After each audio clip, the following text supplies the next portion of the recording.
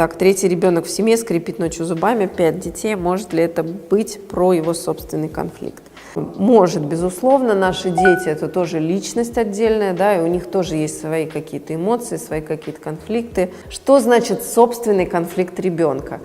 Здесь вот тоже нужно понимать. Ребенок у вас научается стратегиям реагирования на этот мир. Единственное, могу сказать, с глистами это точно никак не связано. Вообще, да. С точки зрения телесно-ориентированной терапии, это когда мы сжимаем зубы, скрипеть зубами от злости, да, это вот, ну, психосоматическая компонента там такая. То есть на кого-либо вы злитесь, либо он злится и не может выразить свою злость. Но ночью, когда мы уходим в расслабление, наше тело отыгрывает то, что мы не позволяем себе отыгрывать днем на уровне сознания. Но, в принципе, как мама любящая, вы можете уже сейчас попробовать что-то с этим сделать и попробовать разобраться с этой историей.